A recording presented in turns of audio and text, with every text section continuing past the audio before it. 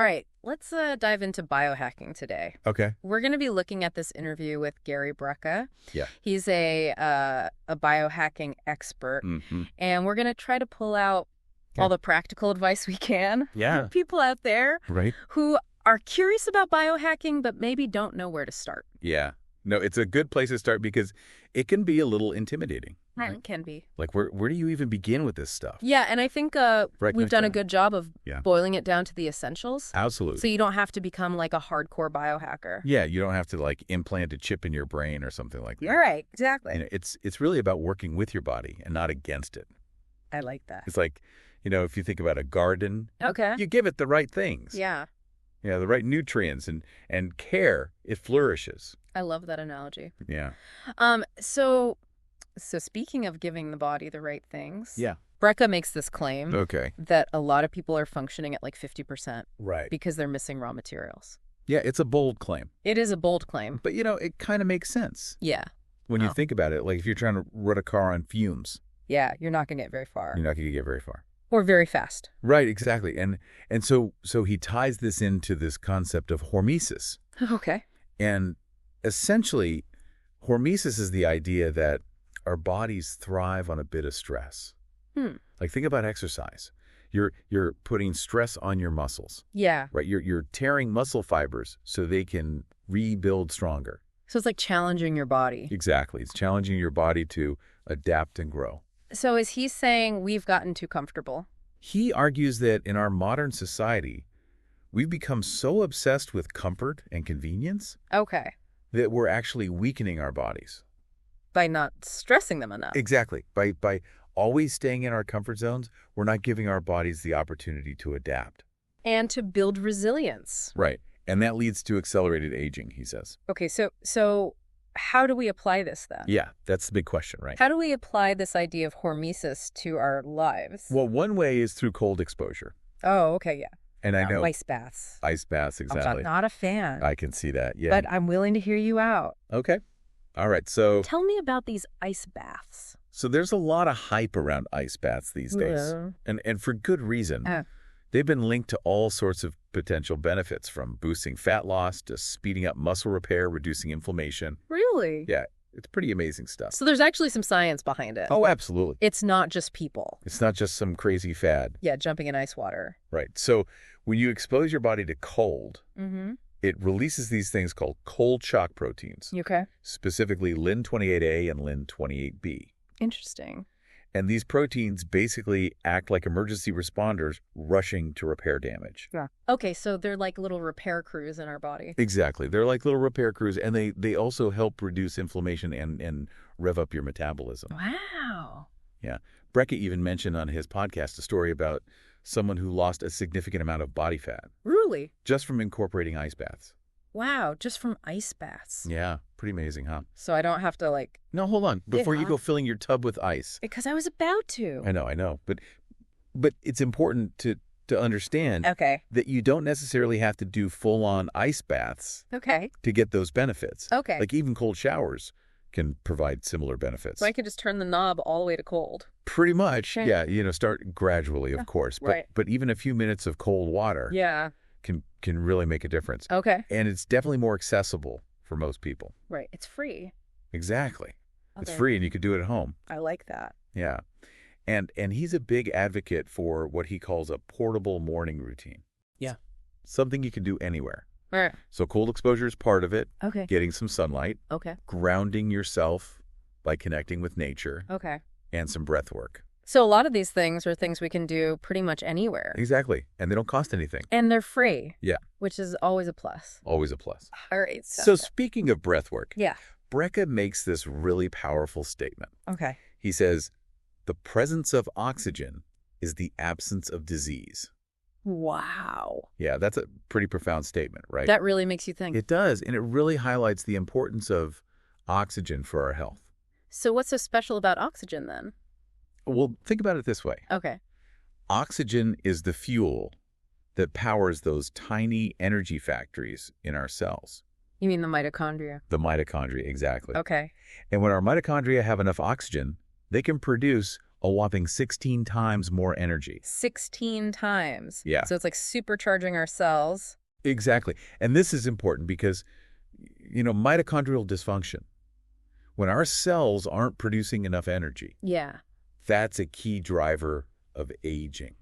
Okay, so we want those mitochondria humming. We want them humming. Yeah. And here's something interesting that Brecka talks about. Okay. A lot of people think that they're doomed to inherit diseases. Okay. If their parents had them. All right. But he says that that's often not the case. Okay. It's not always about our genes. So it's not like a foregone conclusion. Right. If your parents had something, you're going to get it. Exactly. Okay. He says it's often deficiencies, not genes, that are at the root of a lot of health problems. So our bodies aren't getting what they need. Right, exactly. And he gives this example of homocysteine, which is an amino acid. Okay. And if your body isn't breaking it down properly, it can lead to high blood pressure. Okay, I see. And that might seem like an inherited condition. Yeah. But by addressing the deficiency, you can potentially reverse it. So you can give your body what it needs. Exactly. And it can function better. Right. And this ties back to oxygen. Okay, how so? Because anything that deprives our mitochondria of oxygen weakens our defenses and makes us more susceptible to disease. So it all comes back to oxygen? In a way, yeah. It's all connected. Interesting. So we need to make sure we're getting enough oxygen. Okay. Avoiding a sedentary lifestyle. Right. Get moving. And, of course, breathwork plays a huge role in that. Yeah, Brecka is a big advocate for breathwork. He is. He says it's completely transformed his life. So what does breathwork do? Well, it can do a lot of things. Okay. It can help reset your circadian rhythm, improve your mood, improve your memory and circulation. That's a lot of benefits. Yeah, pretty powerful stuff. Okay, I have to ask. Yeah. I tried the Wim Hof method once. Okay, the one where you take like 30 deep breaths and then hold your breath? Yes. Okay. I almost passed out on the train. Oh, no. Not a good look. Not the ideal setting. No, it was not. So, yeah, I think it's important to start slowly with breath work. Okay. Don't try to do too much too soon. Okay. Especially if you're new to it. Good advice. But done correctly, it can be incredibly powerful. Okay. So I encourage you to experiment with it, maybe not on a crowded train. Yeah, good point. And see how you feel. Okay, so breath work is good for oxygen. Yes. All right. What about supplements? Okay. Yeah, so Brecka talks about how a lot of people get caught up chasing the latest and greatest supplements. Yeah. The exotic stuff. Okay. But they're neglecting the basics. Okay, so what are the basics? So he recommends 3 foundational supplements. Okay. Mineral salts. Okay. Omega-3 fatty acids. And full-spectrum amino acids. Now, I've always heard that protein is important. Right. For building muscle and just overall health. Yeah.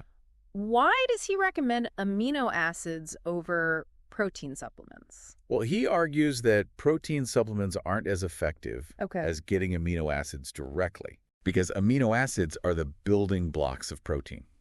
So it's like giving your body the raw materials to build its own protein, right? Instead of just providing the finished product. Yeah, it's like giving your body the ingredients to cook with. I like that analogy. Instead of just giving it a pre-made meal. Okay. And he also debunks this myth. Okay. That collagen supplements directly boost collagen in your body. Oh, yeah. I've heard a lot about collagen. Yeah, it's a popular one these days. For skin health and anti-aging. Yeah. What does he say about that? He says that it's not collagen itself that matters. Okay. But rather the amino acids that make up collagen. So again, giving your body the building blocks. The building blocks, not just the final structure. I see a theme here. There's definitely a theme. Okay. And speaking of essential foundations. Yeah. We can't forget about sleep. Oh, yes, sleep. Yeah. Brecka says, if you don't get sleep right, nothing else really matters. He's not wrong. He's not wrong. When I don't get enough sleep, everything's harder. Everything's harder. I'm more irritable. Yeah. I can't focus. You just feel off. Yeah. Right? But how does Brecka prioritize sleep with his busy schedule? Well, he prioritizes it religiously. Okay. Even with all the traveling he does. And he talks about this fascinating system in our brains. Okay. Called the glymphatic system. The glymphatic system? Yeah. What is that? So imagine it as your brain's dedicated cleaning crew. Okay. Working diligently while you sleep to remove waste products. So it's like taking out the trash in our brains. Exactly. It's like taking out the trash in our brain. While we sleep. Okay. And when we don't get enough sleep, we're basically letting the trash pile up. Not good. Not good. And all that accumulated waste can lead to brain inflammation. Okay. Which can manifest in a bunch of ways. Like clear. Brain fog, grogginess. Yeah. And even more serious issues, like an increased risk of Alzheimer's disease. So sleep is really important for long-term brain health. Absolutely. It's not just about feeling rested. Okay. It's about protecting our brain. Wow. So optimizing sleep is crucial. All right. And Brecka has a bunch of great tips for doing that. Okay, I'm ready. So he recommends setting a consistent bedtime. Okay. Maybe consider a magnesium supplement at night. Ah. Incorporate a contrast shower before bed. There it is again. Yeah. There's again that cold exposure. Good exposure. Make sure your room is completely dark and cool. Okay. Avoid screen time and alcohol before bed. Mm-hmm. And practice the natural Xanax breathing technique.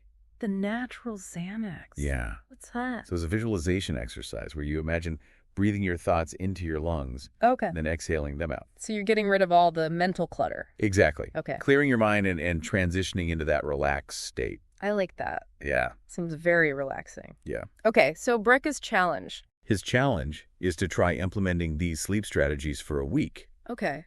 And track your sleep score. And see how much of a difference it makes. Exactly. All right. So we've covered a lot of ground here. We have. In part one. Yeah. From raw materials and hormesis. Right. To cold exposure, oxygen optimization, breath work, and foundational supplements. Yeah, it's amazing how these elements all work together. They do. To support our health. It's all connected. It's all connected. Yeah, and that leads us to the next big question. Which is? What does the future of health look like? Yeah, it's easy to get caught up in all the negativity out there. Yeah. About, declining health and chronic disease. There's a lot of doom and gloom. There is. Yeah. But Brecka is incredibly optimistic about the future. Okay. He sees this bright future. Okay. Fueled by big data, artificial intelligence, and early detection. Wow.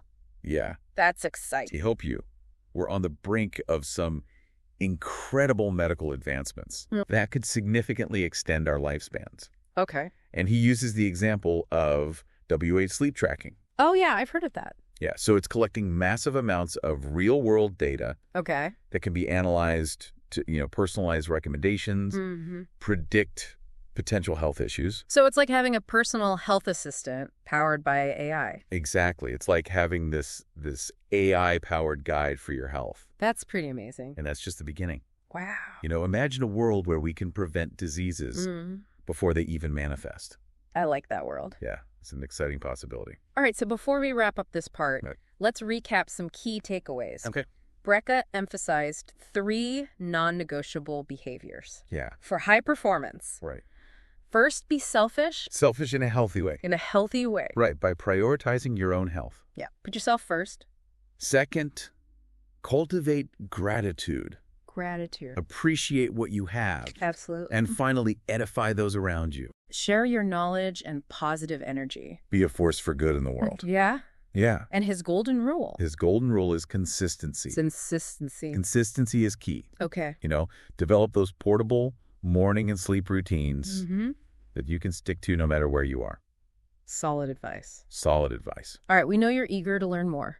I'm sure. So in part 2, we're going to dive deeper into the science behind some of these recommendations. We'll explore things like oxygen optimization, those cold shock proteins, the glymphatic system in more detail. Okay. We'll also touch on the power of genetic testing. Okay. And personalized nutrition. So stay tuned. Stay tuned for part 2. Welcome back to our deep dive into biohacking. Okay, so last time we were talking about oxygen. We were. And you were explaining how it fuels our mitochondria. Right. But what does it actually mean for us? Well, think of your cells like little fireplaces. Okay. Oxygen's the air that keeps the fire burning bright. I like that. The more oxygen you have, the more efficiently those cellular fireplaces burn. So more energy. More energy, better detoxification, and even sharper thinking. Oh, so it affects our brains too. Absolutely. Okay. When your brain gets a good supply of oxygen, you're likely to experience better focus, improved memory. Okay. Even a more balanced mood. So oxygen is pretty important. Oxygen is essential. Okay. What about those cold shock proteins? Oh, yeah, those are fascinating. Yeah, I'm still a little fuzzy on how they work. Okay, so imagine them as your body's rapid response team. Okay. When you experience a sudden drop in temperature, Like a cold shower. like a cold shower, Yeah. these proteins rush in to repair any cellular damage, Okay. calm down inflammation, and even give your metabolism a boost. So those cold showers are doing more than just waking me up. Way more. Wow. And the cool thing is, the benefits of cold exposure extend beyond those initial few minutes. By regularly challenging your body with cold, you're essentially training it to be more resilient and adaptable to stress in general. Interesting. So it's like building a stronger immune system. Yeah, it's like giving your body a workout. Okay. But for your stress response system. I like that. All right. Let's talk about the glymphatic system. Oh, yeah, the glymphatic system. That's a mouthful. It is. But it's a really important system. Okay, you're going to have to remind me what it does. Okay, so you know how important it is to take out the trash regularly? Yes. Well, the glymphatic system is essentially your brain's nightly cleaning crew. Okay. Working hard while you sleep to clear out all the metabolic byproducts that build up during the day. So it's like cleaning up the mess. Yeah, cleaning up the mess in your brain. While we sleep. While you sleep. And if we don't sleep enough, the trash piles up. The trash piles up, and that can lead to all sorts of problems. Like what? Brain fog, grogginess, yeah, even impaired cognitive function in the long run. So we really need to prioritize sleep. Absolutely. For our brain health. It's not just about feeling rested. Okay. It's about protecting your brain as you age. Wow. Okay.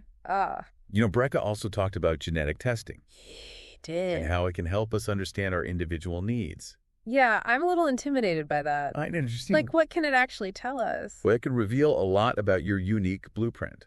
Okay. For example, it can show you how efficiently your body processes certain nutrients. Okay. Like B vitamins or folate. So instead of just taking a random multivitamin, I can use genetic testing to figure out what I specifically need. Exactly. It takes the guesswork out of supplementation. Okay, that makes sense. It allows you to personalize your approach to nutrition. Okay, and speaking of personalized nutrition, Yeah? I remember Brecca wasn't a big fan of generic protein supplements. He's not. He's a big believer in going straight to the source. Which is? Amino acids. Amino acids. Yeah, the building blocks of protein. Right. And he argues that targeting them directly is more effective than chugging down protein shakes. So again, it's about giving your body the raw materials it needs. Not the finished product. Exactly. Okay. And amino acids are essential for so many things. Like what? Building and repairing tissues. Okay. Including muscle, skin, even your immune system. So it's like giving our bodies the tools. The tools it needs to function properly. Okay. What about light exposure? Oh, yeah. He mentioned getting sunlight in the morning. He did. I know it's good for vitamin D. It is. But is there something else going on there? Well, sunlight plays a crucial role in regulating your circadian rhythm. Okay. Your internal clock. Right. That governs your sleep-wake cycle. So getting some sun in the morning helps set our internal clocks. Exactly. For optimal function. It helps suppress melatonin production. Oh. Which makes you feel more alert and energized. And then at night, we want to minimize artificial light. Especially blue light from screens. Right. That can interfere with melatonin production. Okay. So by syncing our lifestyle with our natural circadian rhythms, we can optimize both our energy levels and our sleep quality. So it's all about balance. It's all about balance. Okay, this is all really interesting. It is fascinating stuff. But how do we actually put it all together? Oh, that's the million-dollar question. Right. How do we take all this knowledge and turn it into action? Yeah. Well, that's what we're going to explore in part 3. Okay. We're going to talk about how to build a personalized biohacking routine. Okay, I like that. That fits your individual life. And helps us unlock our full potential. Exactly. Okay. So we've talked about all these amazing biohacking concepts. We have. But how do we actually put it all into practice? Well, remember, Brecca's golden rule. Consistency. Consistency is key. Right. It's not about making drastic changes overnight. It's about building sustainable habits. Small steps. Small steps. Big impact. I like that. And he really emphasizes having a morning routine. Okay. And a sleep routine. So like bookends to the day. Exactly. Think of them as portable rituals that you can take with you wherever you go. So what would a biohacker's ideal morning routine look like? Okay, imagine this. You wake up naturally. No alarm clock. No alarm clock, feeling refreshed and energized. Okay. I like that. You step outside, barefoot on the ground. Okay. Feeling the cool earth beneath your feet. Take a few deep breaths of fresh air. That sounds nice. Soak in some morning sunlight. Already feeling more relaxed. Right. And then you head inside. Okay. For a quick contrast shower. There it is. Yeah. Got to get that cold exposure in. All right. So cold, then warm. Yeah. Burst of cold, followed by a warm finish. Okay. To invigorate your senses and boost circulation. All right. I'm willing to try it. Good. And then maybe you enjoy a glass of water. Okay. With a pinch of mineral salts. He likes Baja Gold. Baja Gold's a good one. Okay. Replenish those electrolytes. Kickstart your hydration for the day. So simple. Simple but effective. Okay. And what about breakfast? Well, that's up to you. Okay. A lot of biohackers practice intermittent fasting. Right. So they might push their first meal till later in the day. Okay. But if you're not into fasting, yeah, a nutrient-rich breakfast is always a good choice. So like protein, healthy fats, complex carbs. Exactly. Fuel your body with the good stuff. All right, and then fast forward to the evening. Okay. Time to wind down. Wind down and prepare for sleep. So we're switching gears from that invigorating morning routine to something more relaxing. Exactly. Right? So dim the lights. Okay. Power down those screens. Leave my phone. Especially your phone. Okay. That blue light can really mess with your sleep. Right. Maybe do something calming, like reading meditation or some gentle stretching. Yeah. And don't forget that magnesium supplement. Oh. And the natural Xanax breathing technique. Right. All of that helps signal to your body that it's time to sleep. Okay. And the environment is important too, right? Absolutely. Cool, dark room. Make sure it's cool, dark, and quiet. And a comfy bed. Can't forget the comfy bed. Okay, so those are the bookends. Yeah, the morning and sleep routines. But what about everything in between? Well, there are plenty of other biohacking strategies. Okay, like what? Well, we talked about oxygen optimization. Right. So regular exercise is key for that. Get moving. Get moving. Get that oxygen flowing. And what about food? Focus on whole, unprocessed foods. Okay. Fruits, vegetables, lean proteins, healthy fats. So pretty much what we've always heard. Yeah, it's not rocket science. But it's important. It's the foundation. Okay. And you can also add things like fermented foods. Okay. Like sauerkraut, kimchi, kefir. For gut health. For gut health. Yeah, the gut microbiome. It's a fascinating world. It is. We're learning more and more about how important it is. For everything. For everything. Yeah. And don't forget about stress management. Oh. Things like meditation. Yeah. Deep breathing exercises. Yeah. Spending time in nature. Those are all good things. It can make a huge difference. So it's really about finding what works for you. Exactly. Biohacking isn't one size fits all. Right. It's about experimenting. Okay. Listening to your body. And finding what makes you feel your best. You don't have to be like a tech genius. No. Or a professional athlete. It's for everyone. To biohack. Yeah, it's about taking control of your health. Okay. In a way that feels empowering. I like that. And sustainable for you. To start small. Start small, be patient. Yeah. And you'll be amazed at the results. All right. So as we wrap up this deep dive, any final thoughts? Well, we've talked about the incredible potential of biohacking. We have. But it's important to think about the ethical implications as well. Oh, that's a good point. As these technologies advance, we need to make sure they're accessible to everyone. Right. And used responsibly. So it's not just about individual health. It's about creating a healthier future for all of us. I love that. It's an exciting time to be alive. It is. There's so much potential for positive change. Well, I'm feeling inspired to start biohacking my life. It's been a pleasure diving deep into this with you. And to everyone listening, happy biohacking. We'll catch you on the next deep dive.